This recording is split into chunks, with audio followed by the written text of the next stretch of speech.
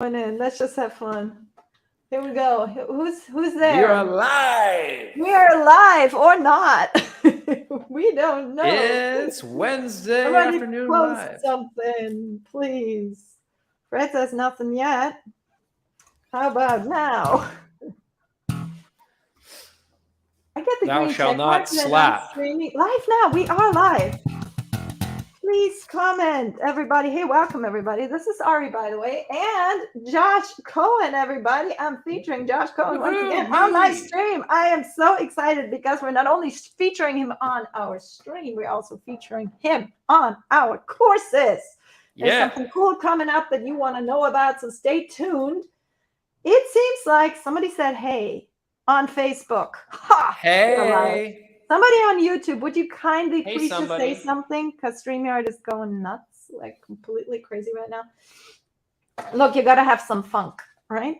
That's Oh what yeah, you have got to to do. get funky, So, right? Josh, what are we talking about today? We're talking about stank face. You Stank want to get face. funky? Okay, so the one important thing about playing funk is when you make the face, it immediately turns much more Changes funky, right? everything. It It's changes everything. If you can't play funk and be like, don't work. Don't work like that. Exactly. It's an attitude. It is an attitude of it's got a little bit of a stink in it. That's definitely, but it's the good kind, right? It's kind of, it's like a nasty groove. If the groove isn't nasty, then there's something wrong with it, I have a question for everybody here. Who picked up the bass because you heard a funk bass line? Great and question. If so, which one was it that did it for you? Put in the chat. Chat, because I want to know. Why funk? I mean, I have heard this so many times, and I don't know about you, Josh, but when so many people who told me, it was like, I listened to like Bootsy, and then I was like, who is that? I got to find out who that is. And then, you figure out who it is, or, Tower of Power or some band like that, where they go, man, my ear just went to the bass. And that was the moment where I decided I need to pick up the bass, because that thing, whatever that is, just makes me so excited. Is that something you've heard before? I've certainly heard that. I think it makes sense. That's one of the most attractive things, about the bass, and also just the role that the bass plays in funk music. There's a lot of music where the bass plays a foundational and harmonic role, but funk, it does that while also playing a featured role. And there's something special about that. It's not the end all of what the bass is, but it's really important, and especially since like the 1970s, late 60s, a little bit too. Starting to where soul becomes funk. That syncopation, everything. That's what it's about.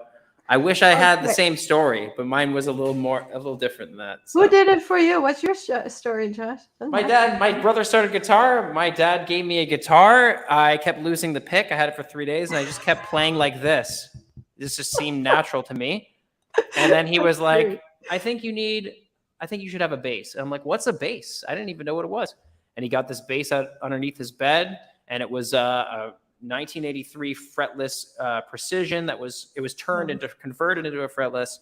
And he said, this cost me $900 at a garage sale. So you better know where all the notes are and know to play some things next time you come, because they were separated.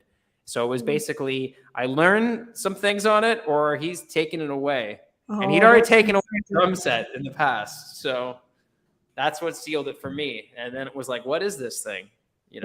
So. Interesting. Well, very cool. And what was the first funk bass line you ever learned? Oh, I you know what? I'm not one of those people that like have these long-term memories of things that happened in my life. I'm always moving ahead, and but I'm guessing it was probably something funky that Les Claypool or Flea played. But I'm not sure. It's hard to put a pin on it. But certainly, as I was going into college and as I started gigging, just transcribing. I've just transcribed. Transcribed so much, and I was really lucky to play with a band leader that had come to Canada from Mexico. And this was when I was about 19. I was, just finished my first year of uni. And he wrote out every chart was like perfect. And so he had all the baselines. So it was James Jamerson. He wrote the baseline out. And I was like expected to read this stuff.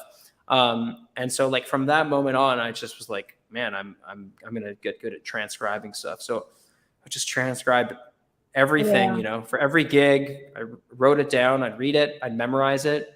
Wouldn't always bring it on the gig, and then you're always kind of taking in like, what's the harmony? What's the bass line? What's the syncopation? What's special about this? And just kind of taking that and it just sort of becoming part of my own style. And so that's number one. You want to learn to play music, emulate, learn what's already out there. No, I love that. And you know what I've been discovering? The best way, because transcribing means you read, right?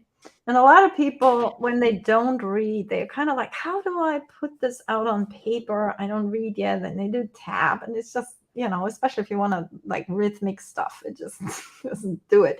And so you need to learn how to read. And I have discovered in a lot of my jazz classes, for example, I make people compose their own bass lines. And whether they read or not, hey, use MuseScore, copy the tab into the top, and then you have the notes, and people get so much faster with reading if they start writing themselves, whether that's you transcribing a tune or whether it's even using tools to, grab the tab and copy it into the score editor.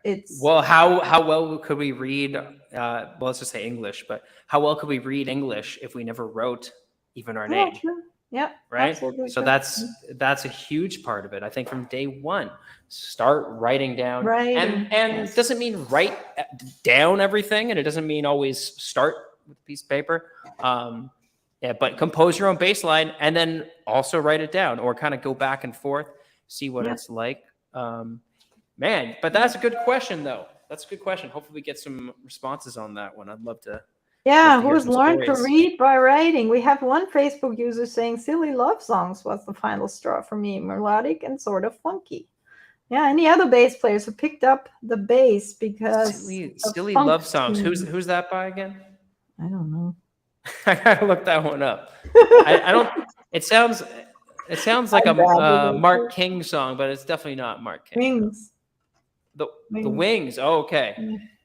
Okay, it's Paul McCartney. We cannot, under any circumstances, play any covers on these live streams. Facebook pulls us like that. I will not. So I'm not even gonna play. Brick only House. your own stuff. Exactly. Yeah. That would be amazing if it starts. Doesn't it make you feel important as a bass player if you just play the bass line without anything and then It'll help it's recognized as a cover? I don't know if it would, but don't want to find out. Yeah, exactly. Okay, everybody, I wanted to make double sure that YouTube is working. We're having some comments from YouTube here, but if somebody from YouTube would just give us another thumbs up, because in a moment, I'm going to cut Josh loose here to give us a little teaching sample, because the reason why we're doing this live stream is because we're having a class come up. And Fred, if you're there, if you could post the link, please, in both Facebook and YouTube channels. And because I cannot post, StreamYard's not being good today. But if you go, if nothing else, go to arispaceblock.com and find Josh's photos circulating. Like it's coming back around right there on the home page. And then you can just, when you see him, click on him. And then you'll find out everything about our 10-week live class. What this is really, really special. You get as close to one-on-one instruction as you can get within a group. So a lot of people have actually told me since I started these practice groups that when they have other people in the room, they even learn more than when they do one-on-ones. I mean, one-on-ones have their place, absolutely. But when you are in a group, there's somebody who might just ask the question that you didn't dare to ask. It's not the pressure. It's not all on you. There's other peers that, will do homeworks and such. And so you learn a ton from each other. And what this is a 10-week live class that meets every when is it? Every Tuesday, starting November 1st at 11 a.m. Pacific time. Excellent. Every Tuesday, 11 a.m. Pacific time, starting next week. And if you want to reserve your seat, There are a few still available, and it meets every Tuesday at that time. You get homework in between, you get assets, you get tracks, you get PDFs, you get a lot of resources that you can work with. So it's really special a format. That Josh, this is your third class with us, is that right? This is the fourth. The fourth. The fourth class, I think, or no, maybe it is no, it's the fourth. Yeah. It's the yeah. fourth. So we did a tapping grooves. Yeah, tapping grooves. Then 1960s bass lines, great bass lines from the 1960s, and then we did a Paul McCartney class, and all of them were just super fun.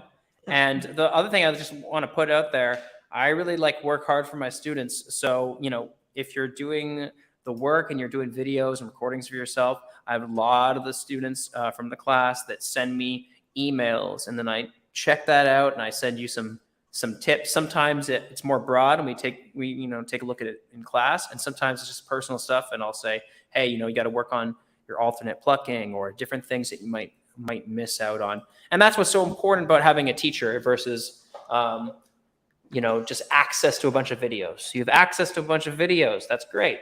But who's going to tell you that you're missing something, right? You might not always catch that. So that's what's so important about a teacher. I have a teacher as well. I will always have a teacher. Me too. Same here. So absolutely. Exactly. Yeah. Well, that cool. feedback, that's just really cool. All right. Well, Josh, why don't you give us a little bit of a sample? I would love to hear you describe, you used the word earlier, syncopated. Syncopation, constipated? Yeah. What is that? Can you explain that? Yeah. I'm going to let you take it away, sir. Yeah. So the thing that's so cool about funk bass lines and funk in general is that the lines are very syncopated. Okay. And what syncopated means is offbeat. If something is not syncopated, it's just going to be very square and on the beat. When it becomes syncopated, we're talking like broken 16th notes. That's very common for funk. You could have syncopated 8th notes as well. But that's what's so cool about it. Cool. So be it that we can't use any copyrighted material. I just wrote out something last night. And I sent it to Ari, but I'm going to share it with you right here. So give me 1 second. So I'm going to do a little screen share here. And here we go. We'll see how this goes. That's not what I meant to share. Let me do that. let's try that one. Let's try that one more time. Send it I get it. Screen 1. That's what I want to share. Okay. All right. Screen 1. And then I believe you got it. So you got this PDF here. Okay. So the idea, I'm calling this funk transformation. So in music, there's concepts of tonal transformations, rhythmic transformations, really common rhythmic transformation elements that you might have heard. There's augmentation, which is when you stretch out a rhythm, or a diminution was when you compress a rhythm, make things smaller. This is what I call a funk transformation. So it's not an exact science, but the idea is you take something that's not that funky, and then you add syncopation, you add other elements to this. So we have a bass line here, a little chord progression, and it's not that funky. So that's number one right here. Blow up your PDF a little, would you? Oh yeah, no problem. We'll just go like this. I love it. Now I'll switch between you and the chart. Okay. Okay. Cool. Sounds good. All right. So not that funky. 2, 3, 4. 1, 2, 3, 4. All right. I mean, you could have some guitar parts. You could have a drum part that make it kind of funky.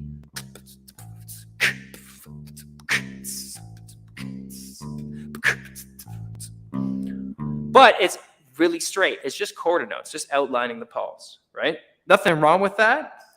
But like I said, it's not that funky. So then we get number 2, a little more funky. And if you notice, we're adding some broken 16th notes, some syncopation. If you look at the first note, it's on the beat, right? That A, it's on the beat. And it's shorter. We're also changing the durations. There's nothing less funky than every note being a long legato note that's smooth and connected, right? It doesn't really make you want to dance. It can, but not to the same degree.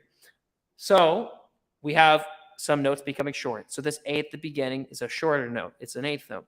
And then on beat 2, we're playing on the E and the of the beat. To E and Beat 3, leaving some space.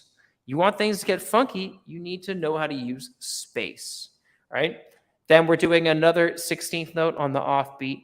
And then, like you said, you can kind of see that happen there. So this is a little more funky. 1, 2, 3, 4. 1, 2, 3, 4. 1, 2, 3, 4.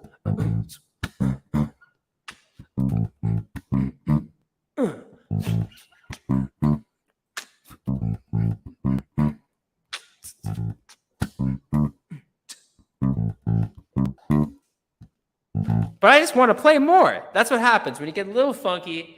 It's like you want to go a little further, right? So this next one, calling it the funk Goldilocks zone, right? So you know the story of Goldilocks and the family of bears, right? And then she's testing out the porridge, and this one's just right. We also say that Earth is in the Goldilocks zone of planets, right? Where water can stay as liquid. So this is what I'm calling the funk Goldilocks zone, which is just right.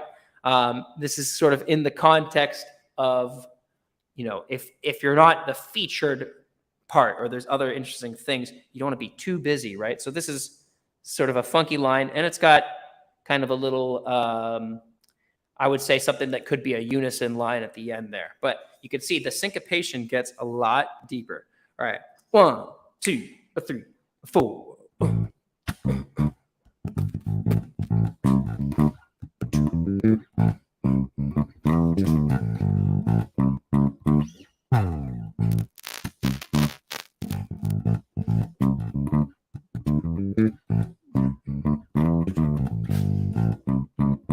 Stay with that again. 1, 2, 3, 4.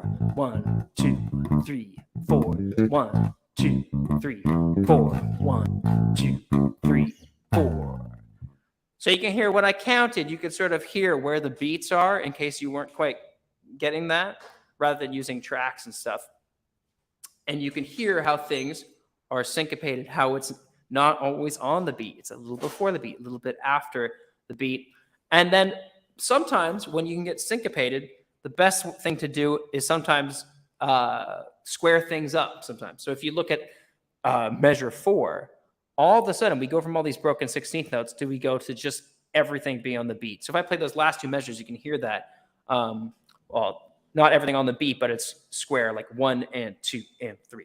So I'll just do those 2 measures. 1, 2, a 3 and a 4, and 1, 2, 3, 4. 1, 2, 3, 4. So you can kind of get that idea. It's also playing with it. Sometimes it's not cool to completely only be syncopated. All right, now category number 4. And apparently Ariana was working on this last night as well. So I just did this up quickly yesterday, and so she played the lunch. She digs it. So this one's called Nah Nah Nah Too Funky. All right, so the idea here is like this could be good as a solo, but it might be a little bit too busy as a line, you know. 1, 2, 3, 4. 1, 2.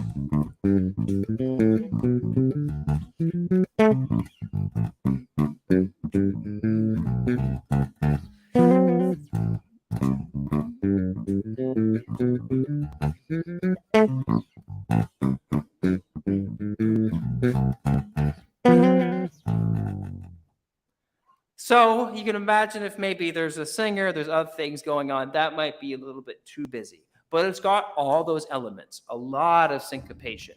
You can see things like measure 10, well, the third measure of this little section. But yeah, measure 10 on that PDF. You can see how we sort of do a pickup, and we kind of anticipate on the measure before getting to the root A. And then you could see how everything's delayed and you're not playing on beat one. And so some of this is, it's achieved by thinking about things in an analytical way, of course. And obviously, I made a mistake. There's no pull off here on right there, but that was a copy and pasting error. But an analytical approach can be useful, but the most useful thing is the more you transcribe and the more you learn some of the great bass lines that are out there. Nathan Watts, Rocco Prestia, a newer bass player, Joe Dart, great bass player. Learning what they do, and then it sort of by osmosis comes into your playing, but also thinking critically about it. What is it that they're doing? Where are they syncopating? What's the line? How do I use that line? So this is one of many things, is just taking something that's not funky, making it funky, analyzing it. What we're going to do in the class, very similar to some of the other courses I did, is every week we're going to try to study one new bass line that's already a popular bass line. So it could be a Joe Dart bass line. I have a lot of ideas already. And then what we do is you get a transcription, we learn it together, kind of walk you through it, or at least part of it. And then what I'm always trying to get you guys to do is do application. Steal something from that line. All right? Like take some licks, take some tricks, some concepts, and then see if you could apply it to another chord progression. And that's part of the process. And man, it's super fun. So for me, I just want to do this exploration together with you guys because it's just so fun. Transcribing and learning music is, it's a gift to be able to spend one's time doing that. And it's just, I can't wait to do it together with you guys. Any questions, comments?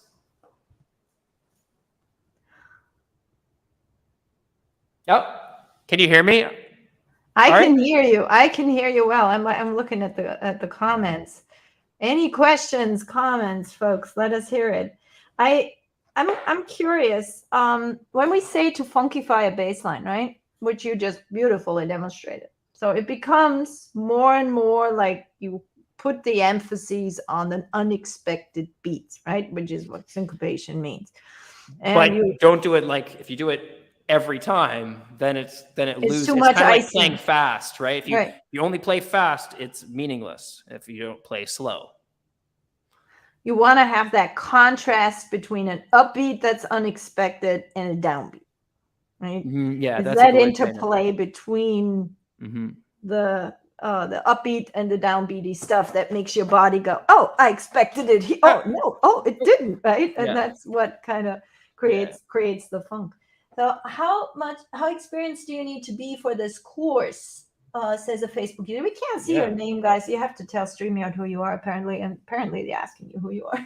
I don't know. I have no influence on that. Yeah, I guess I'll take that one. Go for it. So just like the other courses that I did, there's a range. But what I'm hoping is that you understand how to read 16th notes. It doesn't mean that you're a great sight reader. It just means that you are knowledgeable enough to sort of break it down. That's sort of the entry level that we are hoping for, so that if you have a simple, measure that's written out, you have the tools to figure it out. And we will further break it down together. And I focus a lot on learning how to count out loud while playing, even if it's just for exercises, not always for bass lines that you're learning, but I'm a huge proponent of that.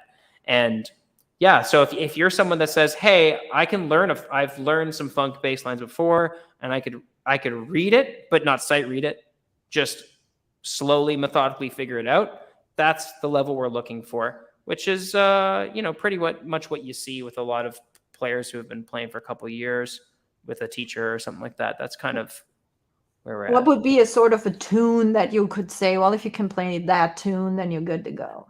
Right. Yeah, like that's a good toughest tune you got in mind. Well, maybe an easier one. So if you could play something like Cold Sweat, like Bernard Onum's line, so the Cold Sweat Part 1, that's sort of like the beginnings of funk. It's like funk, is it so? Is it, so like something like that, which I can't show it. Yeah, I can't show No, anything. can't show. So yeah, so but that would be, I can't play it. I can't show a PDF of it, but that would be something that would be along those lines, because there will be some bass lines that we're going to do that'll be really simple, and there'll be some that are more complex. And the more complex ones, the ideas for you might focus on a couple measures and just treat that as everything. I love that. Someone else might say, I'm going to learn the whole tune and memorize it and play it in 12 keys and upside down and inside out and whatever. Sure, that's fine. So it's always like, to find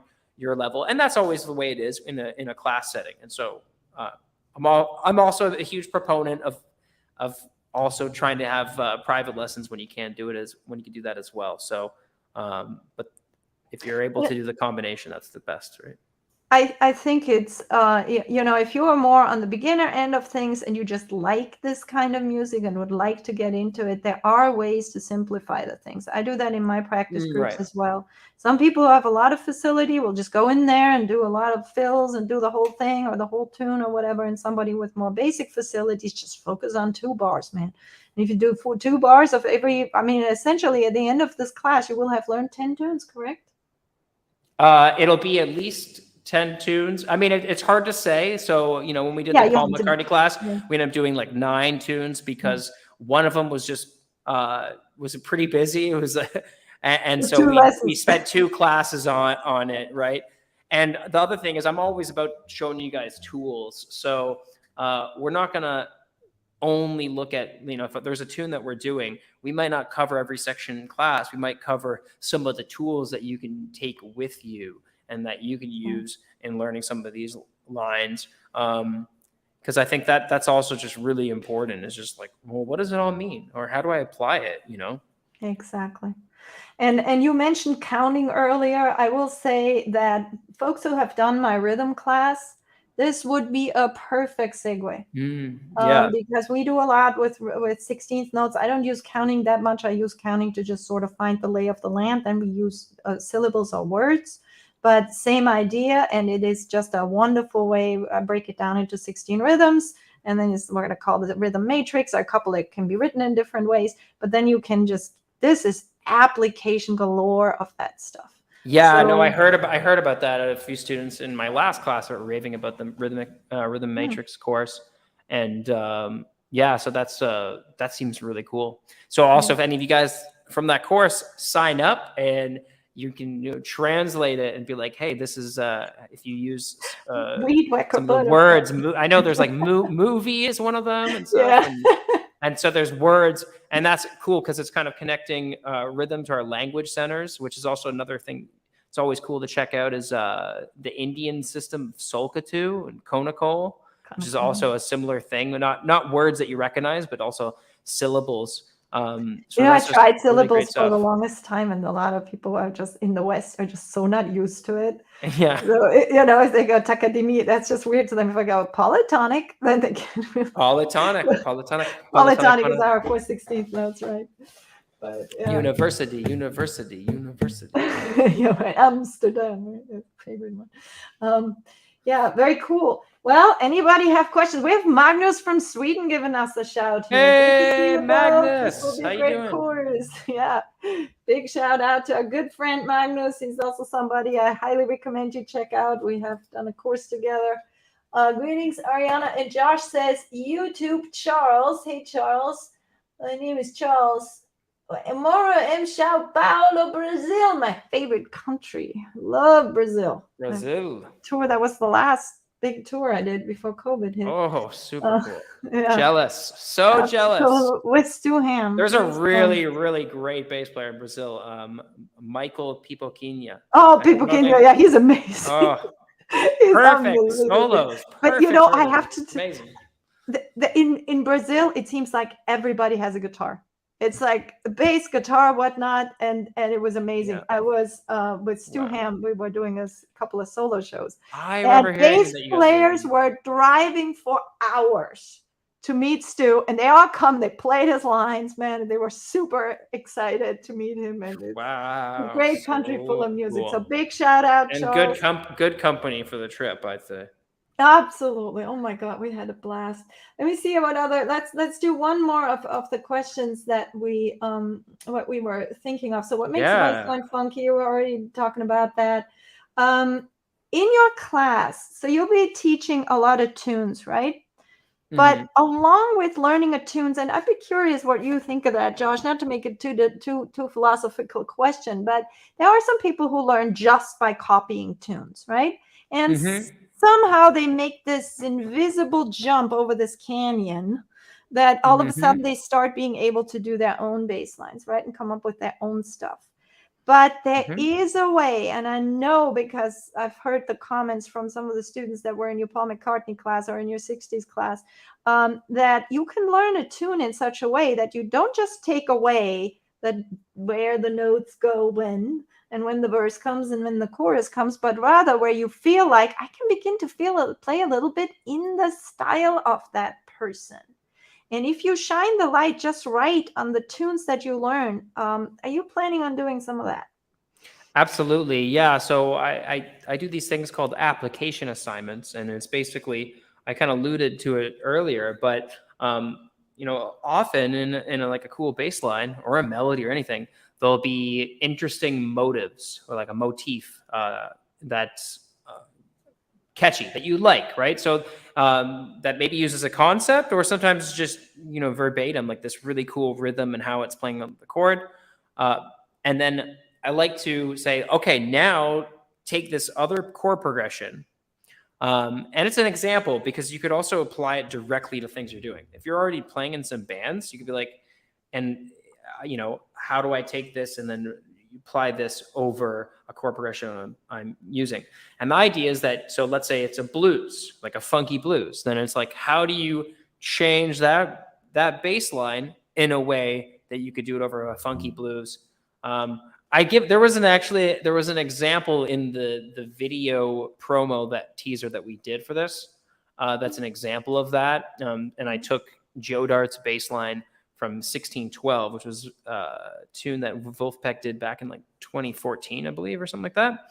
Mhm. And so I took the main motive, which I shall not play here, and then applied it over a blues. And I could kind of jam that out, but I wrote it out in a way that you could see it. And so that's something I encourage. And it can be a very intuitive, loose process, or it could be get right down to the nuts and bolts, and very, very analytical process where you write it out and you think about it and you listen it back and you say, no, I don't like that. I'm going to change this thing. So I think sometimes our expectations, we might say, yeah, but I want to be able to improvise this stuff. Well, it's like, if you want to improvise something, then write some stuff. And then what's going to end up coming out when you're improvising is that stuff that you just kept forcing into your brain, that you kept exposing yourself, everything that you've lifted. And so that idea of like, there are other players that never did any formal lessons at all and just learn music by ear, and then they're really good.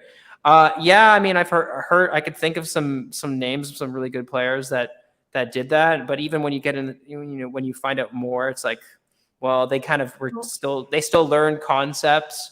And then sometimes people, they learn theory, but it's their own version of theory.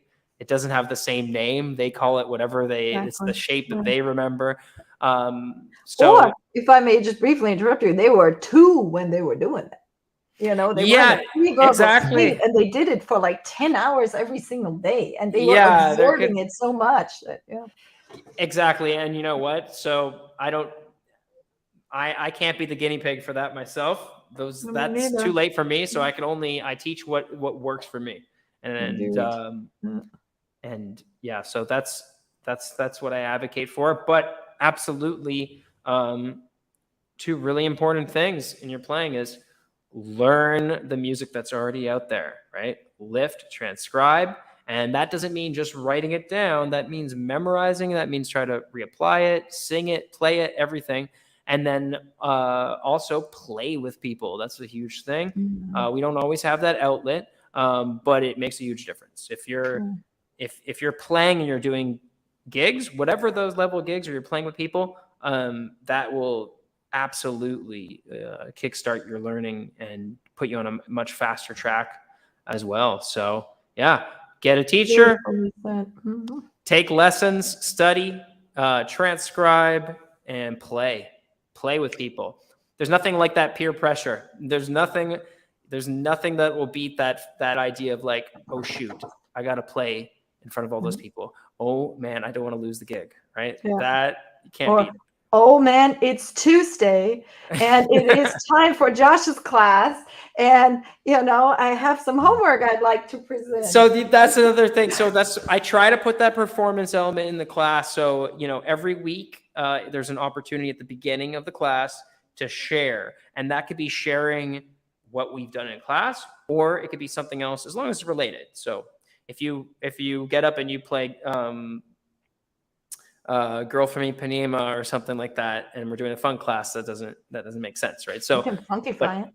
if you functify it, then yeah, Funky girl. So yeah, we try to keep it relevant, but totally cool. So some people in the past, have been like, hey, this is actually a bass line that I played with my band, but it's similar in style to such and such, whatever. Love it. And that's great to kind of share that stuff at the beginning class. So Yeah. And it's, if you're on the fence, if you feel like it's going to be too exposed or whatever, just know that, oh my gosh, maybe I've never done a Zoom played in front of people, whatever it is. Don't feel weird. We got you. We know what it's like. We have a lot of experience. So make you feel comfortable for sure. Yeah. Absolutely. Josh is such a tough teacher. It's like, come at you. No. I'm pretty relaxed. I say at the beginning, I don't want anyone. It's okay if you're running behind in the class. Just we don't want anyone to fall behind. I think there's a difference. If you're running behind, then you're on track. You got your footing.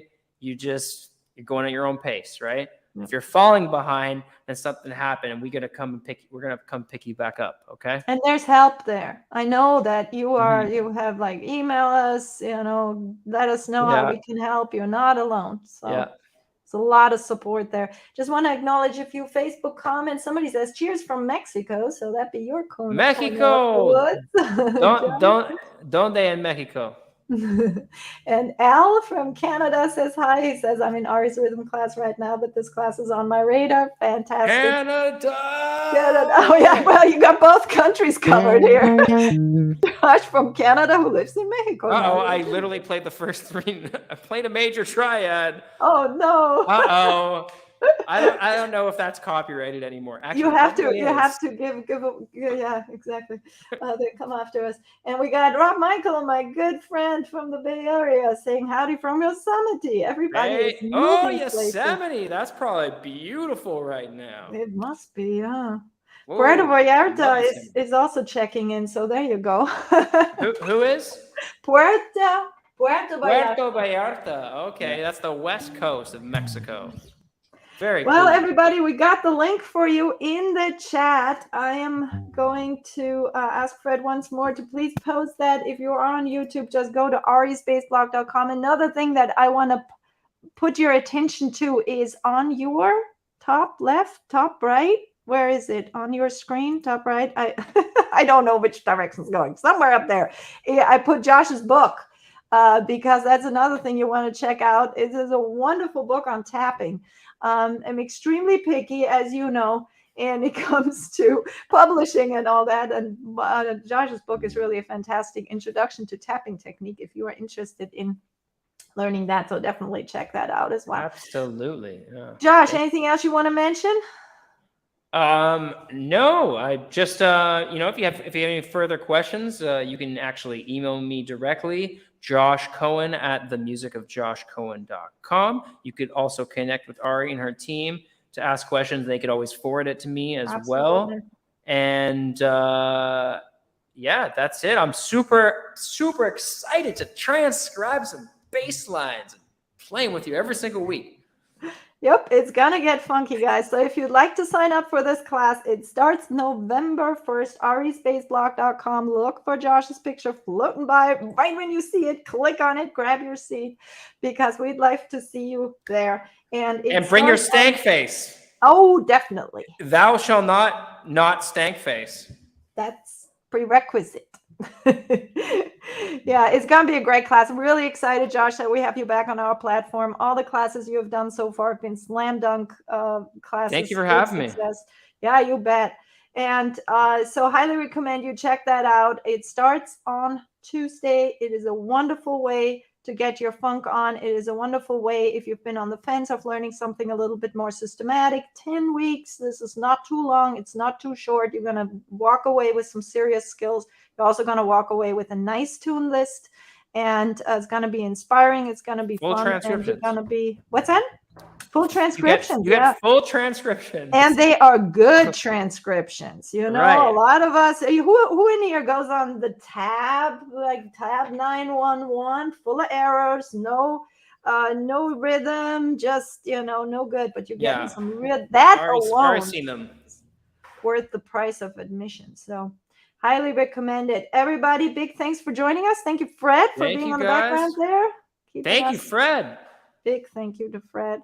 Keeping the comments going and helping us with the setup. Greetings to everybody all over the world. Brazil, Yosemite, Mexico, Canada. Everybody have a good rest of your day. Big thanks, Josh, for doing that with me. And see you all in class. Fun. See you Tuesday. All right. See you guys. Bye-bye. Bye.